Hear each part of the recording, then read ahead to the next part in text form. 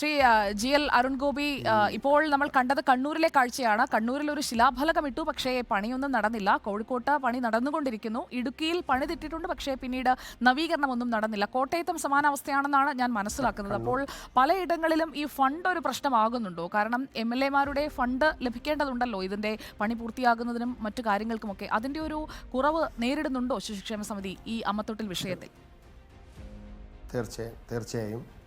തീർച്ചയായും അമ്മത്തൊട്ടിലിൻ്റെ നവീകരണത്തിൽ ഒരു ഫണ്ട് ഒരു അപര്യാപ്തതയായി തന്നെ നിലനിൽക്കുകയാണ്. യഥാർത്ഥത്തിൽ ഇപ്പോൾ നേരത്തെ സുജയ റിപ്പോർട്ട് ചെയ്തു എന്ന് മനസ്സിലാക്കുകയാണ്. ഹൈടെക് അമ്മത്തൊട്ടിലുകൾ സ്ഥാപിക്കാൻ വേണ്ടി തീരുമാനിച്ചു. ഞങ്ങളുടെ ഭരണസമിതിയാണ് അതിനെ സംബന്ധിച്ച് ആലോചന നടത്തിയത്. പുതിയ സാങ്കേതിക വിദ്യ, അത് 14 ജില്ലകളിലെയും അമ്മത്തൊട്ടിലുകൾ നിരീക്ഷിക്കാൻ കഴിയുന്ന, തിരുവനന്തപുരത്ത് നിന്ന് തന്നെ നിരീക്ഷിക്കാൻ കഴിയുന്ന പോർട്ടബിൾ സംവിധാനത്തോടു കൂടിയിട്ടുള്ള അമ്മത്തൊട്ടിൽ സ്ഥാപിക്കാൻ വേണ്ടി ഞങ്ങൾ ആലോചിക്കുക മാത്രമല്ല അതിൻ്റെ ഒരു രൂപപ്പെടുത്തൽ കൂടി ഞങ്ങൾ നടത്തി. അതിൻ്റെ സാങ്കേതിക വിദ്യ തയ്യാറാക്കുന്നതിന് വേണ്ടിയിട്ടുള്ളൊരു തയ്യാറെടുപ്പ് നടത്തിയിട്ടുണ്ട്.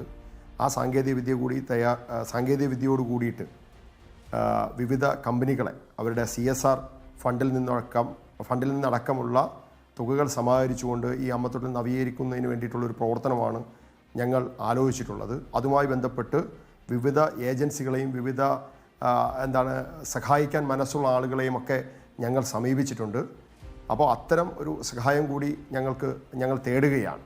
അതിനകത്ത് റിപ്പോർട്ടർ ചാനലിനോട് ഒരു അഭ്യർത്ഥന അങ്ങോട്ട് വയ്ക്കാനുള്ളത്, റിപ്പോർട്ടറിൻ്റെ ഒരു വാർത്തയുടെ ഫോളോ അപ്പ് എന്നുള്ള രൂപത്തിൽ ഇത്തരം സഹായിക്കാൻ മനസ്സുള്ള ആളുകളുടെ ഒരു സഹായം കൂടി ഞങ്ങൾ ഈ ഇന്നത്തെ വൈകുന്നേരത്തെ ഗുഡ് ഈവനിങ് വിത്ത് സുജയോടൊപ്പം ഞങ്ങളും ചേരുകയാണ്.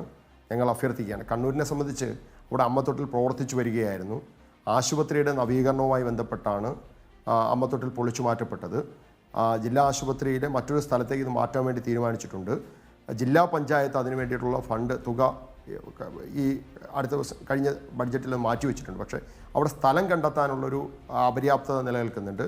വരുന്ന ദിവസങ്ങൾ അതിൻ്റെ സ്ഥലം കൂടി കണ്ടെത്തിക്കൊണ്ട് കണ്ണൂരിൽ അടിയന്തരമായി തന്നെ ജില്ലാ ആശുപത്രിയിൽ തന്നെ അത് അമ്മത്തൊട്ടിൽ നിർമ്മിക്കും. അതിനകത്ത് ഒരു പ്രശ്നം നിങ്ങൾ എല്ലാവരും മനസ്സിലാക്കേണ്ടതെന്ന് വെച്ചാൽ, ഈ എവിടെയെങ്കിലും കൊണ്ട് അമ്മത്തൊട്ടിൽ സ്ഥാപിക്കാൻ കഴിയില്ല. ഒന്ന് ഇവിടെ തിരുവനന്തപുരത്ത് ശിശുക്ഷേമ സമിതിയോട് ചേർന്നാണ്, സമിതി ആസ്ഥാനത്തോട് ചേർന്നാണ് അമ്മത്തൊട്ടിൽ പ്രവർത്തിക്കുന്നത്.